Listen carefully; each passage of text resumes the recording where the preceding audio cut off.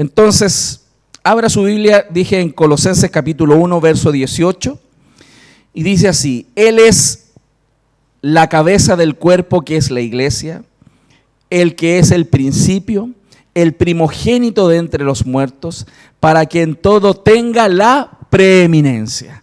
Usted dirá, pastor, si ese texto lo vimos la semana pasada. Sí, lo vimos en un conjunto de versículos. La semana pasada prediqué del versículo 18 al 20, en una serie, ¿cierto? Dentro de la serie con la enseñanza que Cristo es también redentor de todas las cosas, de todo el universo. Pero hoy quiero volver a concentrarme en el verso 18 en particular, porque creo que ahí hay mucha riqueza que por el largo de un sermón es imposible profundizar. Por eso el día de hoy vamos a entrar en este texto mirando esta idea que está muy bien resumida en el verso 18. Y por eso la enseñanza se llama preeminencia en la resurrección. Y quiero explicarlo partiendo con una historia, con un relato que está en la Biblia y que todos conocemos, seguramente, sobre Tomás. Todos conocen la historia de Tomás. Tomás es el incrédulo, ¿no? Si hay algo que nos vamos a acordar de Tomás cuando alguien habla del Tomás de la Biblia, es que él era incrédulo. ¿Saben ustedes que él aparece como 3 veces en la Biblia? Y las otras 2, seguro, ustedes no tienen ni idea, ni se acuerdan dónde está. Pero él sale nombrado 2 veces más. Pero la que nos acordamos es la que él es incrédulo.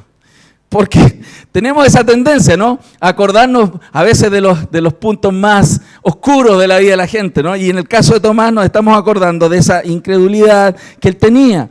Y en el Evangelio de Juan, capítulo 20, cuando se relata la resurrección, vemos que esta resurrección sucede el primer día de la semana, que corresponde a día domingo. Y en ese contexto vemos que la resurrección fue de impacto para muchas personas. Lo que primero nos relata la Escritura es que se le aparece a varias personas, se le aparece a las mujeres, se le aparece y los discípulos van ahí detrás después que las mujeres les alcanzan, ¿cierto?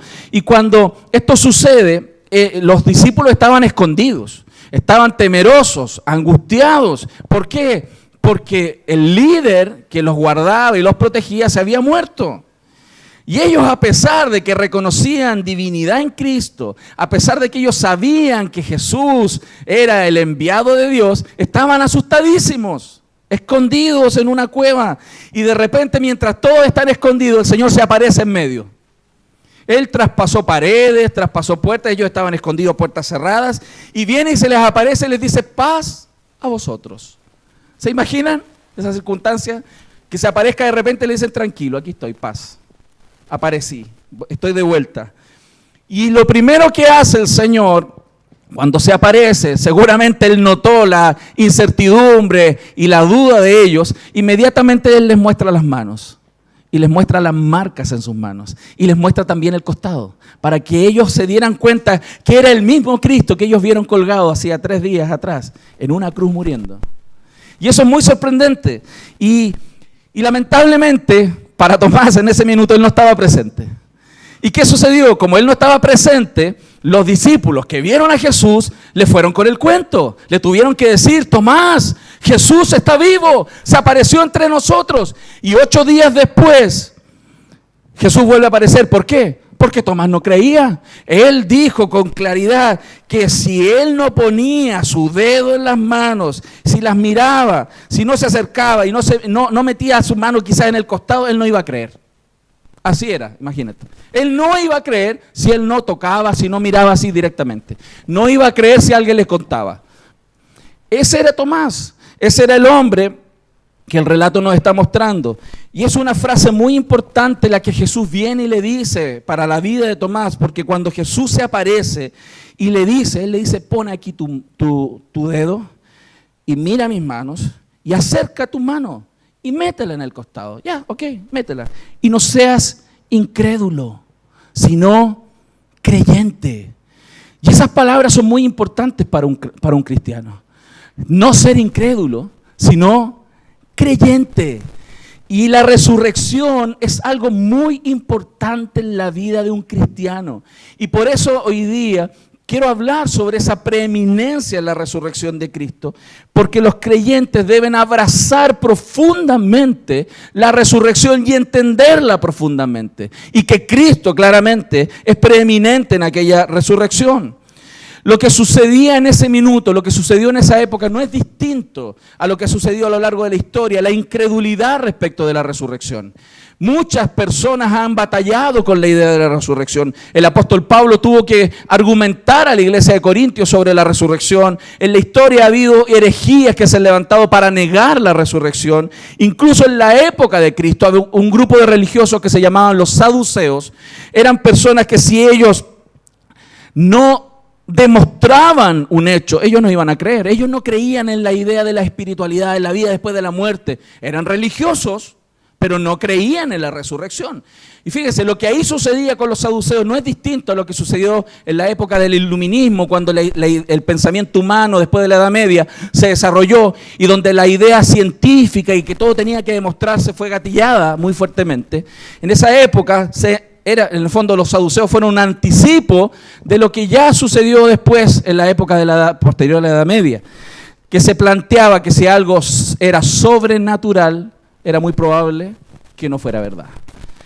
Y cuando hablamos de resurrección, cuando hablamos de resurrección de los muertos, es un tema muy relevante para el evangelio, para el evangelismo y para cada creyente. Yo creo que usted me dirá, pastor, pues sí, yo sé que Cristo resucitó. Estoy aquí porque Cristo resucitó. Pero quiero que usted mire, y vamos a ir desenvolviendo esta idea, que el problema hoy día de la iglesia no es tanto que la iglesia no crea en el hecho histórico. Si yo les pregunto a ustedes, hermanos, ¿ustedes creen que Cristo resucitó? Habría un fuerte y cerrado amén. Pero el problema no es si creemos o no en el hecho histórico, porque el tema es bastante más profundo que saber o no si Cristo resucitó. Tiene que ver con la relevancia. La gente tiene muchos tipos de dudas. Y hay dudas en las personas que son por ignorancia, porque no conocen y la gente duda. Hay dudas que tienen que ver con que la gente tiene un pensamiento filosófico de fondo y que le cuesta romper ese pensamiento con una idea nueva, como por ejemplo que me prediquen que Cristo resucitó. Algunos cuestionan la idea de su fe y en la resurrección porque a veces no tienen argumentos. Alguien viene y que sabe más, que ha leído más, que ha estudiado más, te pone a hacerte preguntas y tú no sabes cómo responder y después que te fuiste te quedaste pensando, ¿será verdad? Y empiezan las dudas. Pero algunos tienen dudas de la resurrección y de la realidad de Cristo por experiencias, por realidades existenciales, por experiencias de vida que a veces han golpeado a las personas y les hacen dudar de la realidad de Cristo y su resurrección y lo que todo eso implica.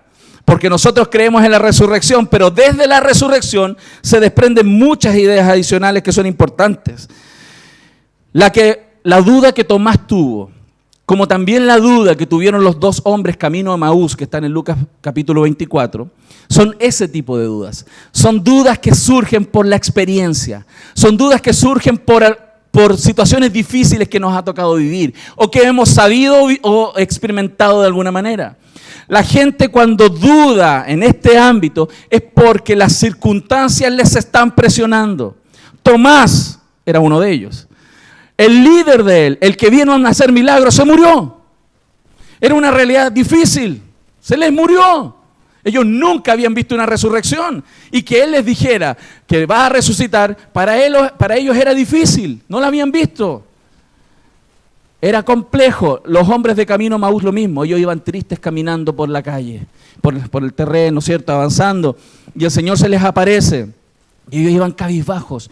¿Por qué? Porque el libertador que les habían ofrecido en el mercado se había muerto. Esa experiencia, esa realidad existencial estaba golpeando fuertemente en el corazón de aquellos creyentes, como en el corazón de Tomás. ¿Y saben qué? ¿Por qué es importante ver esto? Porque no es diferente a lo que nosotros vivimos como iglesia hoy.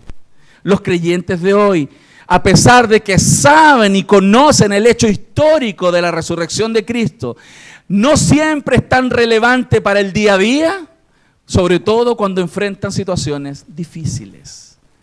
Y ese Dios tan grande y que es capaz de resucitar de los muertos y que en Cristo ha permitido que los creyentes tengan una nueva vida para la eternidad y grandísimas promesas para esta vida, no son tan reales en su vida porque están viviendo circunstancias difíciles que golpean su fe. Y por eso es importante profundizar esta idea de la resurrección de Cristo para la vida de la iglesia. Entonces, hermanos, la iglesia de hoy está viviendo una situación similar a la que la iglesia de Colosas vivió en ese tiempo. La iglesia de hoy, entonces, repito, no tiene un problema con el hecho histórico. Es distinto, por ejemplo, a lo que la Biblia nos muestra en Corintios, cuando Pablo argumenta a la iglesia de Corintios sobre la resurrección entregando datos. ¿Qué datos? 500 personas lo vieron por allá, se le apareció a tales personas, tantas personas lo vieron, y Pablo da una lista de argumentos demostrando el hecho histórico.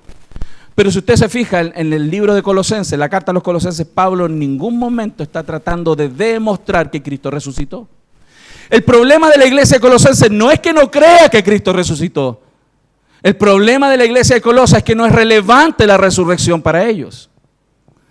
Cristo no es suficiente, lo que Cristo conquistó en la resurrección no es tan grande, no es tan precioso, no es tan suficiente como debiese serlo. Y no es distinto, como decía, a lo que a veces la iglesia hoy día le sucede. Las personas no siempre abrazan con tanta fuerza el que Cristo es Dios. Ay, pastor, eso es una herejía. Ay, pero si eso es lo que sucede cuando nosotros tememos. Pastor, que yo creo que Jesús es Dios, pero es que eso sucede cuando buscamos alternativas y Cristo no es suficiente. ¿Se están dando cuenta? El problema entonces no es un problema de no creer en el hecho histórico. El problema es no creer la relevancia que tiene el hecho para la vida de los creyentes. Ellos debían volver entonces al significado trascendental que tiene la resurrección en la vida de la iglesia. Conversaba con unos hermanos el día jueves y hablábamos de esto un poco, brevemente. Y les decía, y hablamos sobre esto. Para los creyentes hoy día, el hecho histórico está muy bien puesto en la mente. Por ejemplo, en el pasado, ya sabemos que hace 2000 años Cristo resucitó. Amén. Está en el pasado. Y también sabemos que eso significa que tenemos vida eterna, futuro. ¿Y hoy? ¿Qué significa para hoy la resurrección de Cristo? Entonces no es un problema del hecho histórico, el problema es la relevancia de eso para mi vida hoy. Lo estamos viendo mi familia. Eso vamos a introducción. Entonces, eso es lo que quiero desenvolver hoy día, desarrollar, porque la resurrección de Cristo hace un quiebre en la historia.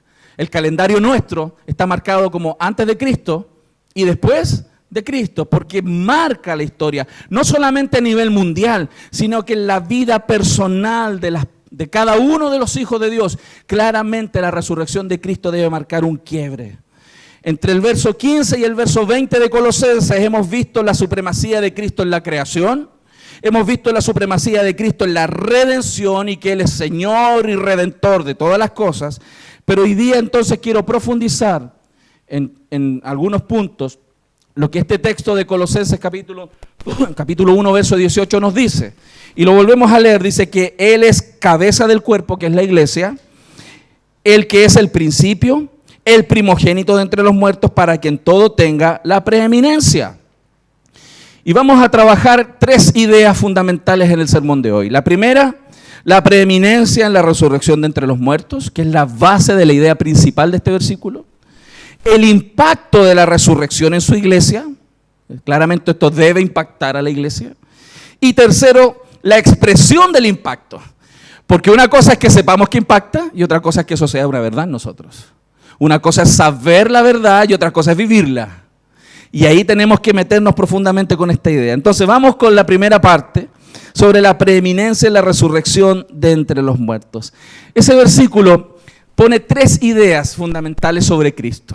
Nos dice que Él es cabeza, nos dice que Él es principio y nos dice que Él es primogénito.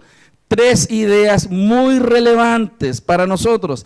Y Él es la cabeza del cuerpo, que es la iglesia, el que es el principio, el primogénito de entre los muertos. ¿Con qué objetivo? Cristo son esas tres cosas. Para que en todo tenga la preeminencia. Aquí entonces, vuelvo al punto inicial y quiero reforzar mucho esta idea en la iglesia, porque aquí yo no estoy frente a un montón de herejes, estoy frente a un montón de cristianos, estoy frente a personas que creen en Cristo. Su problema, hermanos, y el problema de la iglesia de hoy, como la iglesia de Colosenses, no es que no creamos en Cristo, es que Cristo no es suficiente. Y la idea de esto, de que Pablo está argumentando, es que Cristo sea preeminente en todas las cosas, no en algunas. Para muchos Cristo es preeminente en su salvación. Gloria a Dios, porque su salvación no viene de otra fuente que no sea Cristo. Amén. Usted no se va a salvar por obra. Amén. Usted no se va a salvar por Sor Teresita. Usted no se va a salvar por nada, ningún angelito por ahí, ¿no? Usted se salva por Cristo. Cristo es preeminente en su salvación. Pero no siempre Cristo es preeminente en redención. No siempre Cristo es preeminente en distintas áreas de su vida, como en la mía. Por lo tanto, hermanos, Pablo está argumentando fuertemente por qué Cristo debe ser preeminente. Él es cabeza. Sí, esta es la primera idea, ¿cierto? Cabeza, principio y primogénito. Cabeza. Él es el origen. Eso significa que esta idea de la cabeza, y lo traté la semana pasada, Él es el líder. Ambas ideas unifican a Cristo con la iglesia. ¿Por qué? Porque Cristo es el origen de la iglesia. Él es el origen, desde ahí depende todo, y en particular, hermanos, el énfasis está puesto en que Cristo es Señor. Cristo es Señor, y usted debe repetírselo a sí mismo, como yo también, cada día. ¿Por qué, hermano? Porque la tendencia nuestra es que Cristo no sea el Señor, sino que queremos hacer nuestra voluntad. La tendencia de nosotros desde pequeños, hermanos, de chicos, usted no le tiene que enseñar a los niños a desobedecer, ¿cierto? Usted no lo mete a un curso de desobediencia. Todo al revés, ¿qué hay que hacer? Que aprendan a... Claro, porque Cristo no es su Señor. Ellos son sus señores. Y fíjense que lo que viven nuestros niños no es tan distinto a lo que nosotros de adultos vivimos. Porque somos los mismos, pero en cuerpos más grandes, con más capacidades quizás intelectuales desarrolladas, mayores conocimientos, pero el corazón es el mismo. Hasta que Cristo gobierna aquel corazón. Y Cristo es la cabeza. ¿Y saben qué? Esa es una de las razones por la cual Cristo vino aquí. Hay personas, hermanos, que piensan... y bien, en un sentido, que Cristo vino a salvarnos. ¿Cuántos creen eso? Amén. Pero no es la meta de Dios, sino que la salvación es un medio, no es la meta. La meta de Dios es ser el Señor sobre toda nuestra vida. Y para ser el Señor debe salvarnos, y no al revés. ¿Lo estamos viendo? La salvación entonces no es la meta.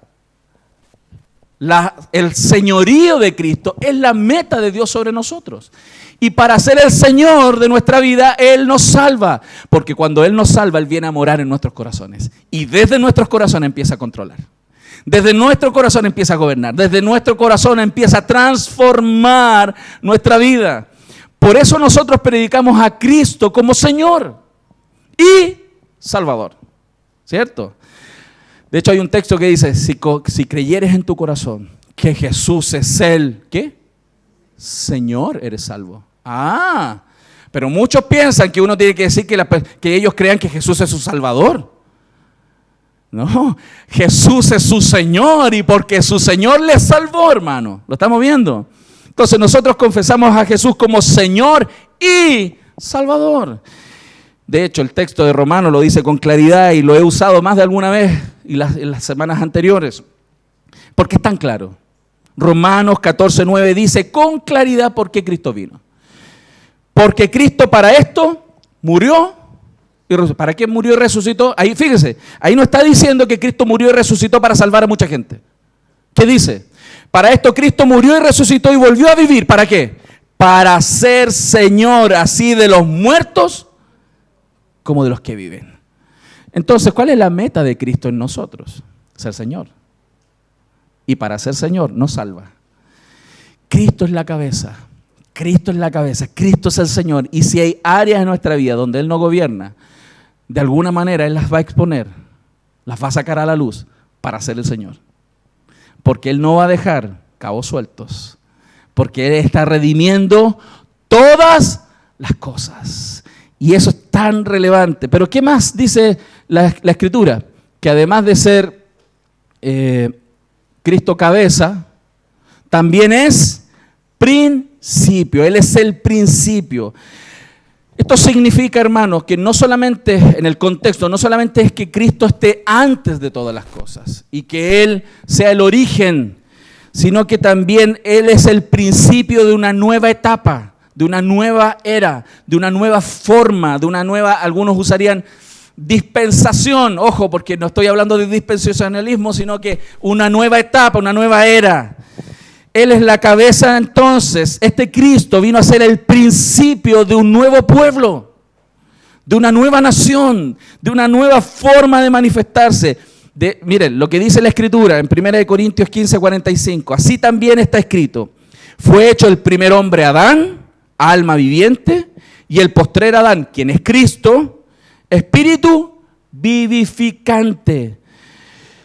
Lo que Cristo vino a hacer, hermanos, es a traer una nueva historia, un nuevo comienzo. La historia pasada, la historia de la humanidad, la historia que se viene narrando, es una historia que todavía está vigente. Es como si viniera una historia desarrollándose, Cristo aparece y Él trae una nueva historia superpuesta. Y esa nueva historia comienza a desarrollarse. Pero no quiere decir que la otra se terminó. La historia de la humanidad continúa. Y hay una nueva historia encima, que es la historia de Cristo. Y por eso hay cosas que nosotros estamos viviendo en esta etapa, donde hay una historia desarrollándose del mundo, y hay una nueva historia del reino de Dios desarrollándose arriba, donde hay cosas que nos pareciera que están de la historia pasada, pero hay cosas que son de la historia futura. Por ejemplo, Cristo dice, venga a nosotros tu reino. Bueno, pastor, ¿vino o no vino? ¿El reino está aquí o no está? ¿Está el reino de Dios aquí? ¿Vino el reino de Dios? ¿Qué me dice usted, iglesia? Pero claro, en cierto sentido el reino vino. El reino vino, habitó entre nosotros, estuvo dentro, está hoy día dentro de nosotros y estuvo entre nosotros. Cristo es la representación del reino en la tierra. Pero, ¿está manifestado todo el reino de Dios aquí en la tierra? No. Todavía hay un reino del mundo desarrollándose. Son como dos historias superpuestas, ¿se fijan? Otro ejemplo de esta historia que continúa y una historia nueva. Tú y yo somos llamados hijos de Dios. ¿Cuántos dicen amén? Somos hijos de Dios, gloria a Dios por eso. Pero Romanos 8:23 dice que estamos aguardando la adopción de hijos. Bueno, pastor, ¿somos o no somos? ¿Somos hijos o no somos hijos? Sí y no. Somos hijos en Cristo, pero toda la adopción no está terminada. ¿Por qué, pastor? Porque la adopción incluye la redención de los cuerpos. Lo estamos viendo, lo dice Romanos 8:23. Entonces, hay una historia desarrollándose que es la historia de la humanidad. Y Él es el principio de una nueva historia, pero son dos historias que hoy día continúan. La de Cristo, la que Cristo instauró, va a continuar por la eternidad, pero la que viene desarrollándose se va a terminar.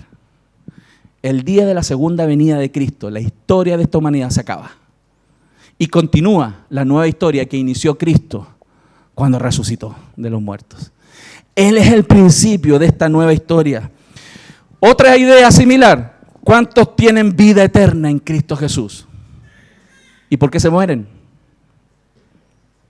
¿Y por qué se mueren, hermano? ¿Y por qué algunos de los que estamos aquí vamos a ir a los funerales? Porque aunque tenemos vida eterna en la historia superior, en la historia inferior, nos morimos. ¿Lo estamos viendo? Hay una tensión entre el ya y el todavía no. Hay cosas que están desarrollándose y establecidas y hay cosas que se van a establecer. Y eso es lo que Cristo está haciendo. Cristo está mudando, estamos cambiando de la historia del mundo a la historia de Él. Y nosotros vivimos en la historia del mundo, pero con el corazón puesto en la historia de Dios. ¿Lo estamos viendo? Ok, y Él es el principio. Otra idea similar. ¿Somos santos? A esta les cuesta más. ¿Somos santos? La Biblia dice que somos santos. ¿Y por qué pecan? Pecamos. ¿Por qué, hermano? ¿Por qué? ¿Por qué? Porque no lo somos totalmente. Eso es lo que Cristo viene a cambiar, Cristo viene a mudar, porque Él es el principio de una nueva historia que se está estableciendo en la vida de los hijos de Dios. Y por eso los creyentes viven en este conflicto, porque somos parte de la nueva historia, pero estamos viviendo en la historia antigua también. Y a veces eso nos cuesta, porque estamos en este mundo, vivimos las dificultades de la historia antigua, y que hay que pagar cuentas, y que los hijos son desobedientes, y que mi esposo no cambia, y que hay abuso, y que hay personas que me aman que están abusando de mí, hay personas que hacen injusticias. Y eso desalienta a los creyentes. Las iglesias de Colosas estaban viviendo experiencias de ese tipo, estaban creyendo otras ideas, tenían temores a las cosas espirituales, andaban con este asunto de los ángeles y los demonios y todas esas cosas.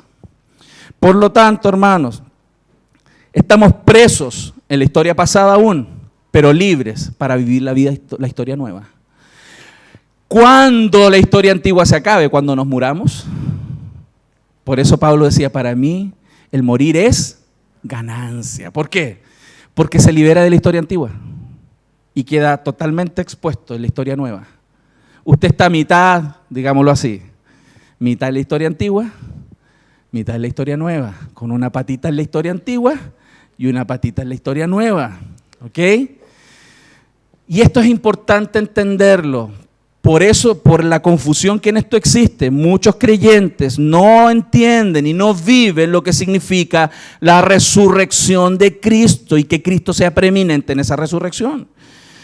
Cuando Jesús es presentado como el autor de nuevos comienzos, eso no es raro en la historia de la humanidad y en la historia de la iglesia. De hecho, el saber que hay nuevos comienzos, esto anima mucho. Después del diluvio, del juicio de Dios del diluvio, hubo un nuevo comienzo. Cuando Moisés lleva al pueblo a Canaán y lo saca de Egipto, ¿qué es lo que está haciendo? Un nuevo comienzo y una nueva oportunidad.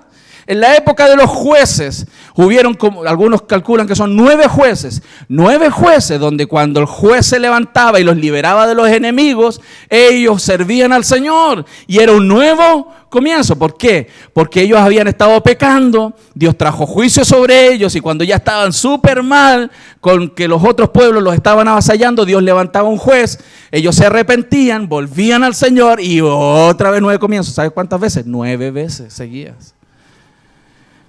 ¿No les parecía esa historia? Pero los nuevos comienzos son importantes. Y Dios establece nuevos comienzos. Cuando los judíos volvieron del cautiverio babilónico, ¿qué fue para ese pueblo? Un nuevo comienzo, restaurar templos, restaurar culto y volver al Señor. Los nuevos comienzos, hermanos, traen paz y esperanza a la vida de los creyentes. Y ¿saben qué, hermanos? Este nuevo comienzo que Cristo inició en su resurrección es el último nuevo comienzo. No hay más. La historia de la Biblia nos muestra que hubieron muchos nuevos comienzos, pero hay uno solo y final. Cristo es aquel que es el último Adán, el último principio y no hay más. Quien no comienza en este principio ya no comenzó. Pero gloria a Dios por aquellos que han comenzado en este principio. Y que aunque están con una patita en la historia antigua y otra patita en la historia nueva, pertenecen a la historia nueva. Amén. Gloria a Dios. Los de Colosas, hermanos, debían escuchar que Cristo es quien inició la historia nueva y no necesitan más. Cristo es suficiente, no necesitan algo que transforme su historia. No necesitan a un externo a Cristo para que les transforme su historia, para que su historia sea diferente. Y la iglesia de Colosas necesitaba oír eso porque estaban oyendo a falsos maestros que les decían que tenían que buscar otras alternativas para transformar sus vidas. Ya no hay nuevos comienzos, hermanos, solo uno, solo Cristo. Y eso es importante que lo abrace. Miren, como aplicación directa de esto, de esta idea de las dos historias, se da esto en los creyentes. La mayoría de nosotros gastan tanto tiempo en las actividades que llamamos seculares, ¿no? Hay que trabajar, hay que ir al colegio, hacer comida y un montón de cosas y toda la gente vive ocupada, ¿no? Sobre todo en esta capital, todos muy ocupados, muy ocupados. ¿Para dónde vas? No sé, voy ocupado, todo el mundo corriendo para allá y para acá, todos corriendo para allá y para acá. Y ¿Y qué es lo que pasa? Cuando estamos viviendo en la historia de este mundo, pegados, afanados con esta historia de este mundo y no conectados con la historia superior, eso nos pesa, nos desgasta, nos cansa. Porque claro, los creyentes quieren estar en las cosas de Dios. Los creyentes les encantaría estar en el culto todo el día. Y adorando. Y como que nada pasa y que vinieran unos pajaritos, nos trajeran alimentos, ¿cierto? O que llegaran las telepisas directo, ¿cierto? Y unas Coca-Cola, heladitas. Porque nos encantaría estar en la historia de Dios. Nos gustaría, hermano. ¿Cuántas personas me han dicho, pastor, me encantaría tener más tiempo para servir al Señor? Me encantaría tener más tiempo, pero estoy tan ocupado, pastor, mi trabajo. Y todo el problema es el jefe. No son ellos que eligieron ese trabajo, el jefe.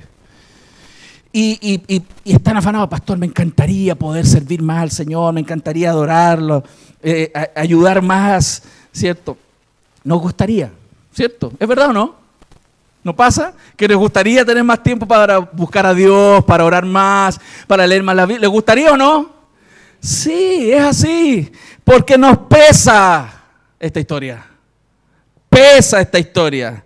La historia de esta tierra es difícil. Y a muchos les encantaría abstraerse de esta historia y vivir solo en la de arriba. Pero Dios no quiere eso. Dios no quiere eso. Dios quiere que usted viva esta historia, pero con el corazón puesto en la otra. Que viva esta historia, pero con los principios del nuevo reino. Que usted sea ejemplo en este mundo, pero no se salga de este mundo. Porque somos del mundo. Estamos en el mundo, pero no somos del mundo. Pero vamos a estar aquí. ¿Hasta cuándo, hermano? Hasta que el Señor diga. Y Dios ha dispuesto que Cristo sea suficiente en la vida de los creyentes para que, a pesar de que viven esta historia, dependan de la historia de Dios. Dependan de la redención que Cristo está realizando. Por eso, hermanos, Colosenses dice clarito más adelante en la misma carta: si pues habéis resucitado con Cristo, esa es historia nueva, ¿no? Esa es la historia nueva. Si pues habéis resucitado con Cristo, ¿qué hay que hacer? Buscar las cosas, pero ¿dónde estás? Abajo. ¿Pero qué hay que buscar? Lo de arriba, ¿ok? ¿Dónde está quién? ¿A quién hay que buscar, hermano? A Cristo. A Cristo sentado a la diestra de Dios. Quiere que pongamos la vista en la historia de la redención que va arriba y hacia la eternidad, y dejemos de poner nuestra esperanza en la historia de abajo que va a terminar. Por eso dice clarito, hermano, la Biblia: no hagáis tesoros en la tierra, porque esta historia se va a terminar. Pero la historia de arriba, si usted hace tesoro en los cielos, eso va a continuar. El mejor negocio. Quienes están haciendo tesoro en la tierra se van a arruinar.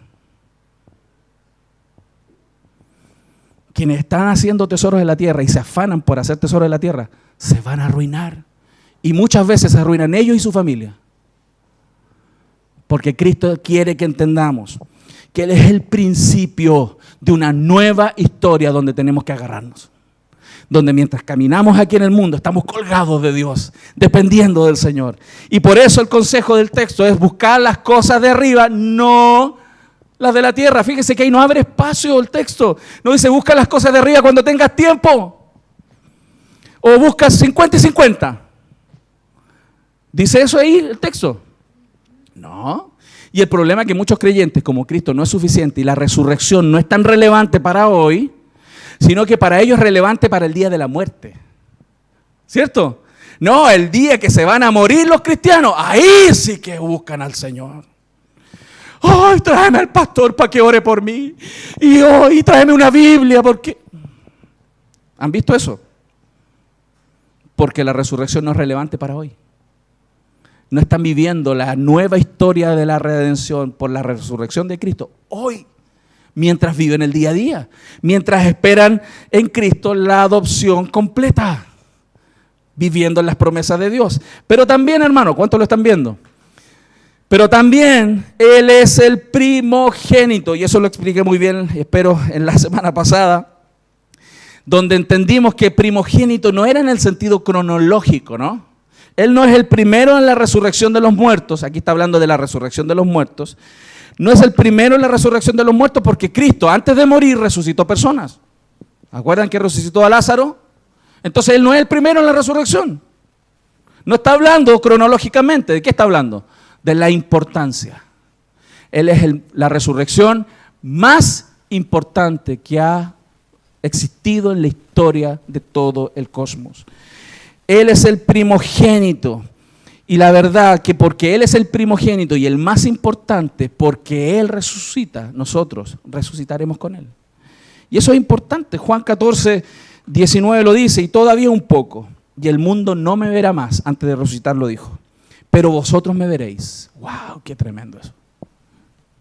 Porque yo vivo, vosotros también viviréis. Su resurrección es tan importante. Su resurrección es tan importante y debe serlo. ¿Me entendió? Su resurrección es tan importante y debe serlo para ti, que esto debe ser algo que mueve tu corazón cada día. Porque ahí dice que tú no le vas a ver ahora, pero le verás. Hoy día no le ves, pero lo verás. Y porque Él vive, aunque tú mueras, vivirás. Eso es lo que debe ser un ancla en el corazón de cada creyente mientras vive la historia de este mundo que se va a acabar y está colgado de la historia que Cristo inició y que no va a terminar.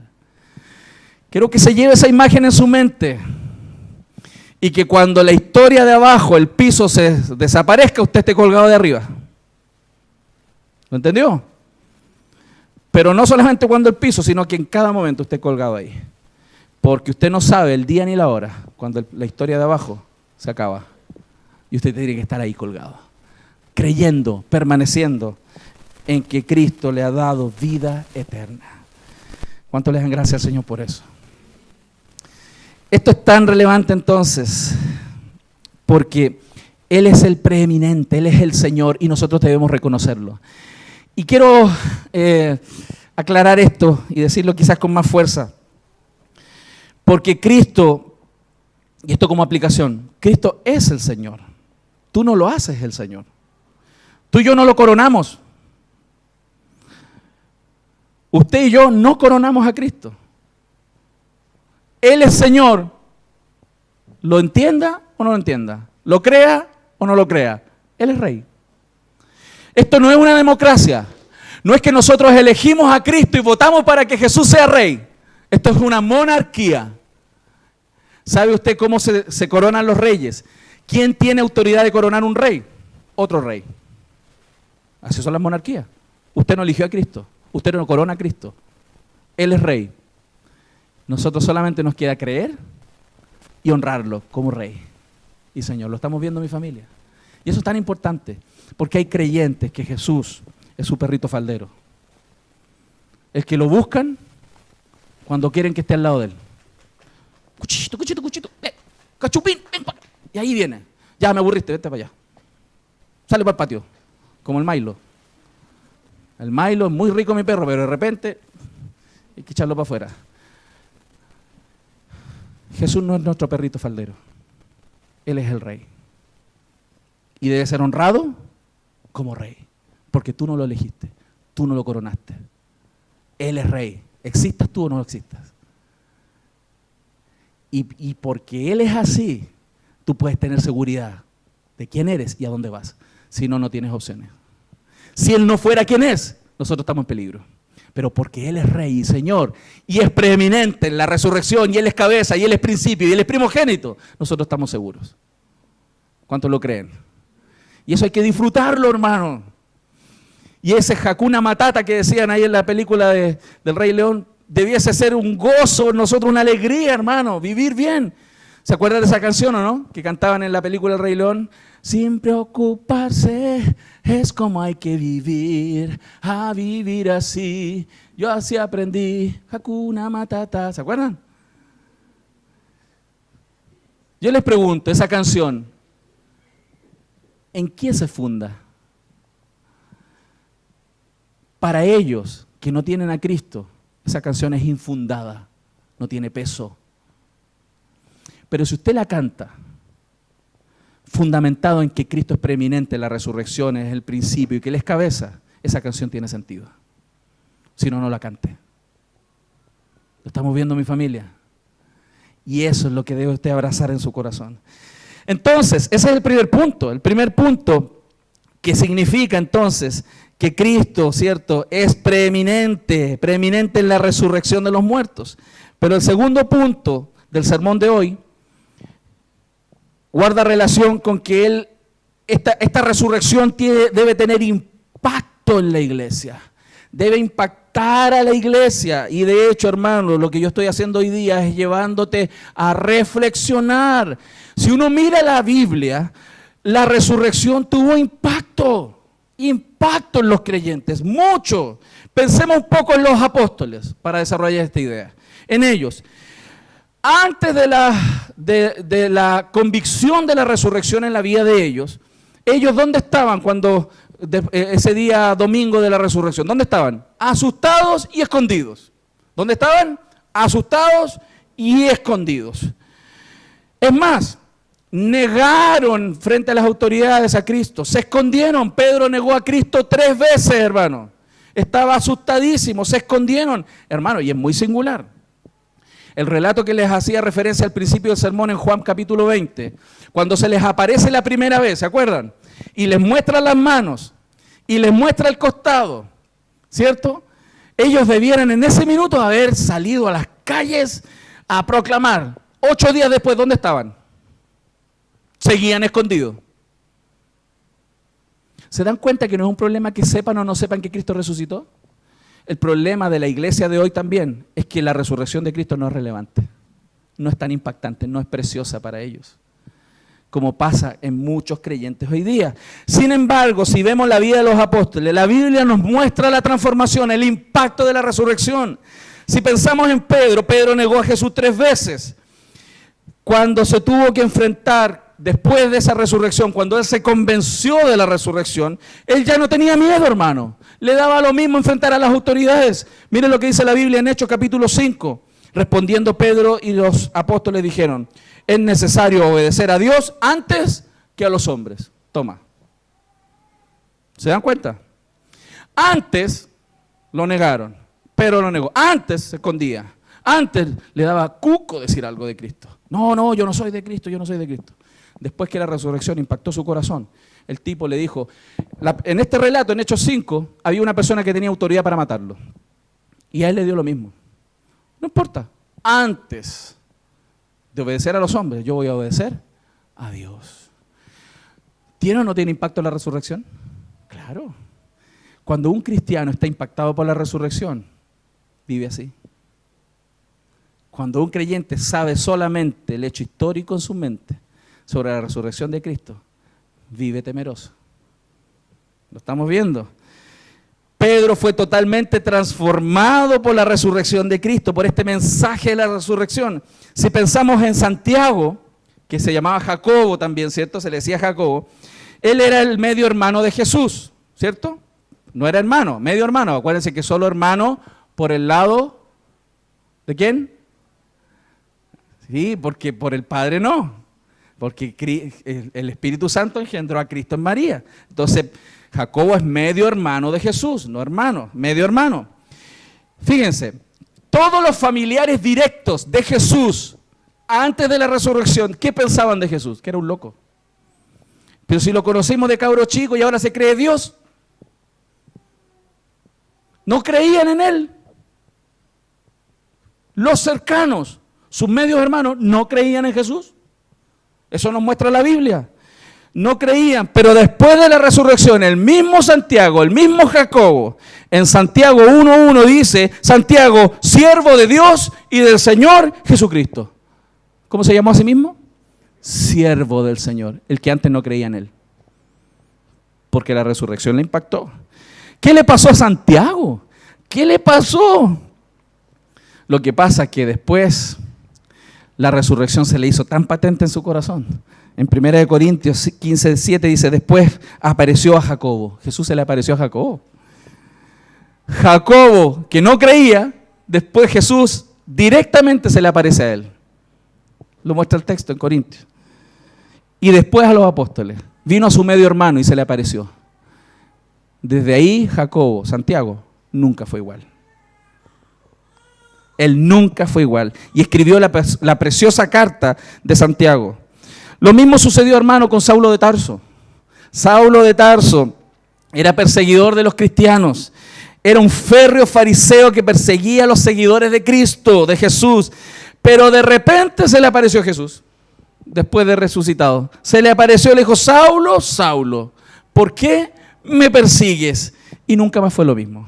Desde ese día, Pablo cambió, él fue impactado por Cristo. Y es más, él fue tan impactado que él también estaba dispuesto a morir por Cristo. A morir por Cristo. Él se entregó para hacer locuras por Cristo, hermano. ¡Locuras! ¿Cuántos cristianos están impactados hoy día por la resurrección? La resurrección te impacta, como los impactó a ellos. Estamos dispuestos a hacer locuras y predicar donde sea y abandonar todo por seguir a Cristo. Ahí está la diferencia entre saber de la resurrección y que la resurrección haya impactado nuestra vida. Para muchos la resurrección tiene que ver con el hecho histórico del pasado, que lo saben. Para muchos la resurrección tiene que ver con lo que va a pasar cuando se mueran. Pero no para muchos hoy día. La resurrección impacta su vida diaria. Y Cristo debe ser preeminente. La resurrección de los muertos debe ser preeminente, principal en la vida y corazón de cada hijo de Dios que pisa este mundo. Mientras vive esta historia, colgado de la historia de Dios. Amén. ¿Lo estamos viendo? Entonces, por eso es tan importante, hermanos, porque hoy día hay una especie de escepticismo religioso, una idea de esta duda, de que ya no es tan importante. Hay otras cosas que son importantes en muchos cristianos. El hecho de que haya tantos problemas entre las personas, el hecho también de que haya tanta ansiedad y preocupación en la gente, tiene que ver con esto. Pastor, ¿qué necesito? Tengo tanta ansiedad. ¿Sabe usted lo que necesita? Creer esto. Creer que Cristo es el Redentor de su vida. Y creer que Cristo es Señor. Creer, pastor, pero si yo lo sé. No, es que no lo cree. Pastor, si lo creo. Hay personas que me han dicho así. Si yo creo que Jesús es el Señor. ¿Y entonces por qué teme? ¿Y por qué está asustado? No, pero es que usted, no, la circunstancia, pastor. Pero ¿no es el Señor de esa circunstancia? ¿No es el Señor capaz de sostenerte en medio de esas circunstancias? ¿No es Él? No es, pero espérate, acuérdate, no es el mismo que resucitó de la cruz y que no es el mismo que estuvo en la creación, hizo el mundo y dijo y todo fue hecho. ¿No es el mismo? Sí, el mismo. ¿Y por qué no lo cree entonces? ¿No es el mismo que te puede, a pesar de que te mueras, no te puede resucitar? Sí, entonces ¿por qué tienes temor? ¿Se dan cuenta cuál es la diferencia entre saber de Cristo y creer en Cristo? Cristo debe ser preeminente, su resurrección debe ser preeminente en el corazón de sus hijos. Y no temer, una de las implicaciones directas sobre esto es no temer a la muerte. Si se le aparece la muerte, ya estoy hablando en película, se le aparece la muerte, usted pégale un combo, se acabó. Si la muerte no tiene nada, no tiene poder sobre usted, las llaves de la muerte las tiene Cristo. ¿Lo estamos viendo? Cristo debe ser preeminente en todas las cosas. Lo que pasa es que a veces las ideas que están ahí en Colosas hay que desenvolverlas, hay que desempacarlas, porque ahí en un versículo hay 3 ideas y que dice Cristo tiene que ser preeminente en todo, pero a veces no profundizamos. Por eso usted debe meterse en la Escritura. ¿Se acuerda lo que le dije al principio de la serie? No quiero que usted pase por Colosenses como turista. ¿Cuántos leyeron ya Colosenses 20 veces? Están de turistas. No están acampando en la Escritura. Acuérdense, no teníamos que ser turistas de la Biblia. Teníamos que acampar en las Escrituras. ¿Cómo son los turistas? Van a un lugar y ¿qué pasa? Tomando fotos. Fotos por todos lados. No se detienen a apreciar, a profundizar, porque van apurados, están de turistas. Y como van en un tour y hay un tipo con una banderita caminando adelante, todos siguiéndolo, toman fotos. Lo único que hacen, hermano. Y después, de repente, si es que miran las fotos de nuevo. Hermanos, los hijos de Dios no pueden pasar así por la Biblia. Los hijos de Dios tienen que escudriñar las Escrituras, meterse en la palabra. ¿Para qué? Para que estas verdades sean profundas en el corazón de cada uno. Porque eso es lo que transforma la vida de los hijos de Dios. No es solo saber, sino que hay que creer en las Escrituras. Y por eso, hermanos, el tercer punto y final. La expresión del impacto de la resurrección en su iglesia es muy claro. Es evidente. No se puede fingir. Cuando la resurrección de Cristo realmente impacta a la iglesia, eso se nota. Cuando la resurrección de Cristo impacta la vida de una persona, eso se nota, hermano. Mi hermano, nadie va a poder fingirlo. No lo intente porque se va a caer, se va a pillar. ¿Saben por qué? Porque hay al menos 4 evidencias muy notorias. Una de las primeras evidencias es coraje. Coraje. ¿Quién la resurrección de Cristo impactó su vida? Tienen valor. Tienen valor para enfrentar la vida. Tienen valor para enfrentar la predicación. Tienen valor para enfrentar los problemas. Tienen valor para enfrentar sus propios pecados. Tienen valor para confesar sus pecados y exponerlos. Cuando la resurrección de verdad les importa. Cuando la resurrección de verdad les pesa, es valor. Su vida tiene coraje para cambiar y para hacer y vivir el Evangelio. ¿Lo estamos viendo? Eso es lo que vimos, eso hemos visto en la Biblia, eso hemos visto en la historia de la iglesia, eso hemos visto en hombres y mujeres que quizás somos o conocemos. Cuando la resurrección impacta, las personas no tienen problemas con morir, no tienen problemas con predicar el Evangelio. Es más, hermanos, para ellos les era honroso morir por Cristo. Honroso. Honroso. Todavía hay creyentes que les da vergüenza hablar de Jesús. Les da vergüenza. Jesús dijo, si alguien se avergüenza de mí, yo me avergonzaré de él delante del Padre. Porque la resurrección es solo una historia en su mente. No ha impactado su corazón. Y yo oro al Señor para que la resurrección en este día impacte tu corazón. Que de verdad lo impacte, para que tengas coraje, para que vivas valiente en este mundo, predicando a Cristo, viviendo como Cristo quiere vivir, en medio de lobos rapaces, porque así está el mundo. Y cada día va a ser peor. Pastor, tan pesimista. No, si la Biblia lo dice. Y en medio de lobos rapaces su iglesia prevalece. En medio de persecución su iglesia prevalece. Porque, no es porque tengamos más músculos, de hecho no los tenemos. ¿Sabe por qué prevalecemos? Porque Cristo es preeminente, porque Él es Señor, porque Él es cabeza, porque Él es principio, porque Él es primogénito. ¿Estamos viendo, mi familia? Amén. No tienen problemas de morir, porque saben dónde van, saben exactamente. Pero además de coraje, otro síntoma relevante en la vida de un creyente impactado es desprendimiento, hermanos. Se desprenden, no tienen problemas con las cosas del mundo, con los bienes, los entregan. Pueden tener o no tener.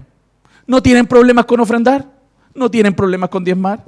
No inventan argumentos y estudian para poder encontrar argumentos para no diezmar. Yo lo hice. Yo lo he dicho de este púlpito. Si hay alguien que ha estudiado el tema del diezmo, ¿saben por qué? Porque me quería zafar. Zángano. Zángano. ¿Se dan cuenta, hermano? Quien se desprende en su vida de este mundo, aunque vive en el mundo, no se aferra a las cosas del mundo, no las atesora. Ellos, fíjense los apóstoles, ¿qué es lo que hicieron? Dejaron todo. Dejaron casa, dejaron todo lo que tenían. Pedro, ¿de qué vivía? Era pescador. Chao el bote. No, es que mi bote... No. Y la red que me costó tanto tejer, que mi abuelita me la tejió. Eso es sentimentalismo por lo material. Chao. Se acabó. No atesoramos los bienes de este mundo.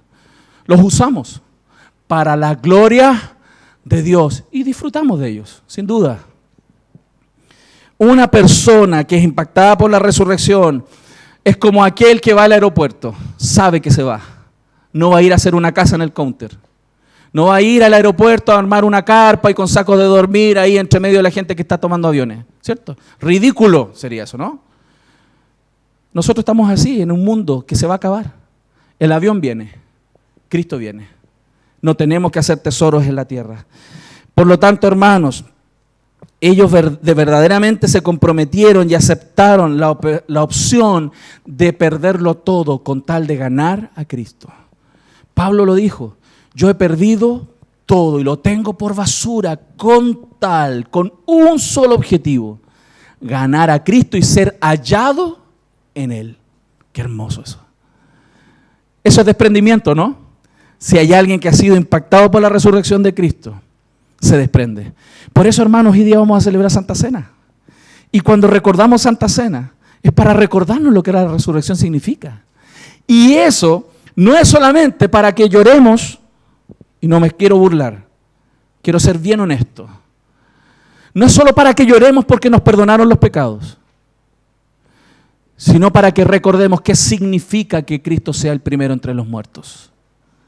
Que Él es cabeza, que Él es Señor, que Él es el principio, un nuevo comienzo, una nueva historia, y que Él debe ser el primogénito en todas las cosas. ¿Lo estamos viendo, amados? Ellos, la verdad, es que comprendieron entonces que tener a Cristo significaba muchas veces perderlo todo, renunciar a todo. Eso es propio de aquel que cree en la resurrección. Pero hay otro punto además, la perseverancia. Recuerde para que tome nota. Coraje, después desprendimiento y ahora perseverancia. ¿Por qué, hermanos? Porque efectivamente estamos en una historia, plantado con los pies, en una historia que duele. Duele estar aquí. ¿O le es fácil? ¿Es rico estar aquí? A veces sí, pero muchas no. Porque este mundo duele, este es el valle de la sombra y de la muerte. Y la luz de la aurora, Cristo vino a resplandecer en este valle de sombra y de muerte, porque aquí hay sombras y muerte todo el tiempo hasta que Cristo haga nueva esta creación. Porque la va a hacer de nuevo, para que la historia que comenzó definitivamente con Cristo tenga un nuevo ambiente donde se va a desarrollar. Cuando esta historia de aquí termine. Eso lo va a hacer Cristo. Es como vivir la vida plantado aquí, poniendo los ojos adelante. Es como los corredores, los atletas. ¿Cuántos han corrido? Hace rato que no parece. Yo hace rato que no corro. Pero los atletas, cuando tienen una carrera larga de resistencia, cuando ya van a cierto nivel de avance, las piernas comienzan a doler. Duele. Quienes han corrido lo saben, ¿no? Duele. ¿Y qué los mantiene firmes a pesar del dolor? ¿Qué los mantiene? La meta. ¿Cierto, Marco? ¿Qué nos mantiene? La meta. La meta. Así debe vivir el creyente. Aunque tiene que correr aquí y duele, él sigue avanzando y perseverando porque hay una meta a la cual hay que llegar. Esa meta es Cristo. Y por eso, hermanos, los creyentes deben ejercitarse para la piedad. ¿Por qué motivo? Claro, si yo me pongo a correr hoy día, olvídense, mañana no me levanto. Estaría con dolor en las piernas, y de hecho unas pocas pesas que estuve haciendo con el Pipe, estoy adoloridísimo. Claro, ¿por qué? Porque hay poco ejercicio. Muchos creyentes no pueden soportar pequeñas pruebas en su vida porque no están ejercitados. Y se abruman con pequeñas cosas. Y otros creyentes que ya están ejercitados para la piedad en esa área dicen, pero ¿por qué te preocupas tanto? ¿Por qué? Si el Señor te va a ayudar, tranquilo, ora. Pero hay gente que con cositas así pequeñas se abruman. Porque falta ejercicio espiritual. Y por eso miren lo que dice la Escritura en 1 Timoteo 4:8. Porque el ejercicio corporal para poco es provechoso. No quiere decir que no haya que hacer ejercicio, hermano, ¿no? No quiere decir. Pero dice, no aprovecha tanto, hermano. No es tan relevante, pero la piedad para todo aprovecha. ¿Sabe lo que es la piedad? Obedecer a Dios en todo. Ejercitarse en obedecer a Dios en todo, eso sí que es provechoso en todo. El ejercicio es importante, sí, pero para una parte de tu vida. Pero la piedad lo es para todo, porque la piedad va a llevar incluso al orden en el ejercicio. ¿Aló? ¿Estamos viendo, amados? Pues tiene promesa de esta vida presente y de la venidera. Lo mejor es ejercitarse espiritualmente. Y quien se ejercita espiritualmente persevera. Porque muchos no perseveran porque no están ejercitados. Es como si tú te pones a correr ahora la maratón de los 42 kilómetros y te prometo que en 3 cuadras ya no quieres más. ¿Cierto? Estaríamos ahí tirados, hermano. Yo contigo. Porque no estamos ejercitados. Muchos creyentes no perseveran, no crecen espiritualmente y ante pequeñas pruebas son abrumados porque no oran, porque no leen las Escrituras, porque no están tratando de poner por obra cada día lo que el Señor les ha enseñado, sino que se conectan con Dios el domingo en la mañana durante la prédica del pastor y después se conectan solo con las comedias toda la semana. Y de repente leen el devocional que el pastor manda. No leen la Biblia. Entonces, cuando llega fin de mes y hay que pagar las cuentas y no alcanza. ¡Oh! ¿Aló? Y cuarto punto, que demuestra el impacto de la resurrección en su iglesia, en sus hijos, es la confianza. ¿Saben por qué? Porque si Él triunfó sobre la muerte y triunfó sobre toda potestad, y triunfó sobre todo y fue coronado rey sobre toda la creación, el éxito está garantizado. Garantizado, hermanos. Por eso los apóstoles sirvieron con tal intensidad a Cristo, porque estaban seguros de ganar. Qué distinto sería si, por ejemplo, alguien estuviera enfermo de cáncer y supiera, de alguna manera, sobrenatural, que en 3 meses está sano, va a estar sano. ¿Usted cree que estaría asustado? No, si ya sé que en 3 meses, no importa, voy a pasar este proceso y en 3 meses voy a estar sano. Esa es la confianza que Dios quiere que tengamos. Que sepamos, no que sintamos, que sepamos que tenemos la victoria en Cristo Jesús. ¿Lo estamos viendo? Que sepamos, no que sintamos, no que seamos cristianos volubles, no que hoy día siento que Dios está conmigo y mañana no siento. Y que hoy día como que me siento solo. Pero si Dios está contigo, lo estamos viendo, amados. Y esto es tan relevante, porque si las personas supieran eso, si supieran así, servirían a Dios con toda confianza. Se entregarían a Cristo con toda confianza, vivirían para Él. Muchos no se comprometen con Dios y no se comprometen porque no confían que Dios los va a sustentar. ¿Cuántas personas he conocido yo en mi vida que querían, por ejemplo, ser pastores, pero no tenían la confianza de que Dios los iba a sustentar y todavía están esperando? Lo estamos viendo. Eso es un ejemplo de muchos. Y quiero terminar con esto. 1 Corintios 15, 58. Hay personas que no sirven, que no se entregan a Cristo, porque creen que eso se desperdicia, que no es provechoso. Si nosotros creemos que Cristo es preeminente en todo y que tiene el control, ¿sabe usted que cada cosa que hacemos es relevante? Todo. Lo dice el texto. Así que, hermanos míos amados, estad firmes y constantes. Firmes y constantes. Eso es perseverancia, firmeza. Creciendo en la obra del Señor. ¿Cómo debiese estar usted, hermano? Creciendo. ¿En qué? ¿En qué está sirviendo usted al Señor hoy día? ¿En qué está sirviendo? ¿Está creciendo en eso? ¿Está perseverando? No, pastor, es que yo he hecho cosas y veo que de repente las cuestiones no resultan. Si eso no es lo que importa. Usted debe crecer. ¿Sabe por qué? Porque nada de lo que hacemos para el Señor no importa. Todo importa. Lo dice el texto. creciendo en la obra del Señor siempre, sabiendo, otra vez dice sabiendo, que vuestro trabajo en el Señor no es en vano.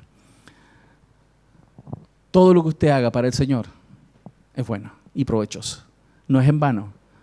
¿Cuántos quizás dicen, no, yo para qué voy a hacer esto si nadie lo toma en cuenta o no funciona, no es tan relevante? Que llamar a un hermano una vez a la semana, ¿para qué? Si no sé si le importa al hermano. Nada, dice el texto, de vuestro trabajo en el Señor es en vano. Tenemos que tener confianza para hacerlo simplemente. Si yo no creyera esto, hermano, ya no estaría aquí. Porque sé que nada del trabajo que yo hago, como del que tú haces, es en vano. Porque todo lo que sembramos dará fruto a su tiempo. Todo lo que le siembras en el corazón a una persona, en su minuto, va a dar fruto. Y a lo mejor el día de su muerte va a dar fruto. Pero nada, nada es en vano. No, pastor, es que ya me aburrí de hablarle a mi esposo. Ya me aburrí. Me tiene chata. No, persevera, ten confianza. Porque nada de nuestro trabajo en el Señor es en vano. ¿Sabe lo que pasa? Es que nos cuesta, porque estamos con la patita en la historia de abajo, que es dura, y creyendo que estamos en la historia de arriba. Entonces a veces la historia de abajo está muy difícil, pero el problema nuestro es que no estamos mirando la historia de arriba. Solo estamos con los ojos puestos en lo que pasa aquí abajo. Sin poner los ojos en las cosas de arriba, no las de la tierra donde está Cristo escondido a la diestra de Dios. Teniendo el control sobre todas las cosas y sabiendo el final de toda la historia, la tuya y de los tuyos. ¿Cuánto lo creen? Le damos gracias al Señor por eso. Entonces, el impacto de la resurrección en la vida de los creyentes es coraje, desprendimiento, perseverancia, y confianza. Aquel hombre con que partí la historia, Tomás, ¿se acuerdan de Tomás? El incrédulo, ¿no? Hay un poco de él en todos nosotros. Aquel hombre, Tomás, incrédulo, cuando el Señor se le reveló a su corazón, después de haber pedido muchas pruebas, ¿sabe lo que él dijo cuando se le hizo real en su corazón? Señor mío y Dios mío. Yo anhelo en el Señor de que en esta mañana, desde tu corazón, puedas realmente ver a Cristo y puedas decir, Señor mío y Dios mío. Vamos a orar.